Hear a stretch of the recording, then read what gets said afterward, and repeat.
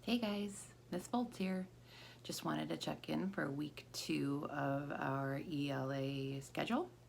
And so I know that most of you have not received this yet in the mail. So I've sent a copy through Class Dojo and also posted it on Google Classroom Writers Workshop. Okay, so week 2 looks like this. Okay, and you're to follow the schedule Monday through Friday. Each day has something else for you to do. And read to self, work on writing, work on words, and read to someone or listening to reading. So this week's words are words that have a long E sound but are spelled with EA. So we have the words steam, clean, which I wrote in my best printing because that's one of the challenges to work on with your spelling words every week.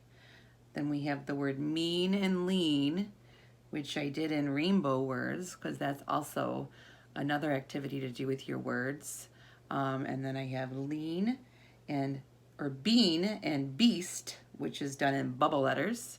And then lastly, I just made a fancy little dotted word there, the word beach and heat. So I just made it out of dots and then attached it with a different color marker. Just some fun ideas. Also, there's your 3 sight words for the week: does, every, and laugh. So every day you have something to do with these words. And you are to use your composition books that were sent home in the mail. So keep up with your word work.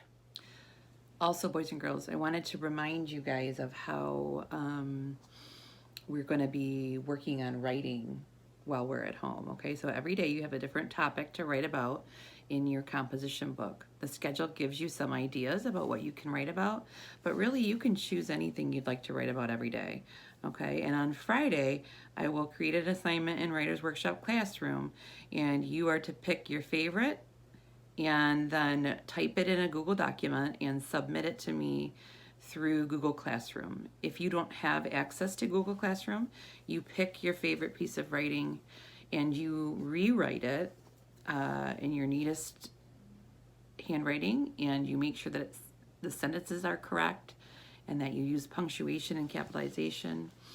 And then you take a photo of it and send it to me through Class Dojo. It's also so important that you read every day, okay? So, of course, paper books are fine to read to self with. And every week we'll just practice a different strategy while you're reading. If you don't have paper books at home that you want to read, don't forget about Tumble Books, Storybook Online, and Epic Books is a really good one, but Mom or Dad needs to send me your email address in order to activate that for you. So every day, at least 20 minutes. And keep up with that.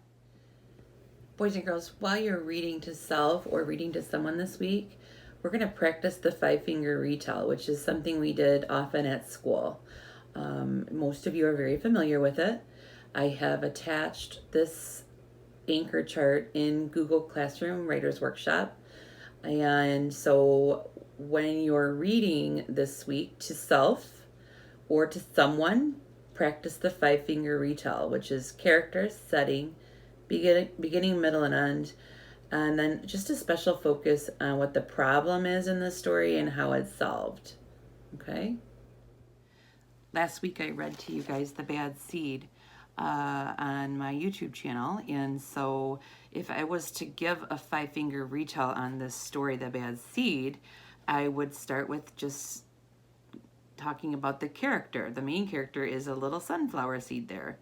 And it takes place in a big city, but he does actually talk about where he started, where he came from, which is a sunflower fields. In the beginning, he was just talking about how he was just a bad seed. He felt really super bad about himself. And the people around him, the other seeds, felt the same way about him. And he just walked around with a mean look on his face, and he just felt like he was just a bad seed.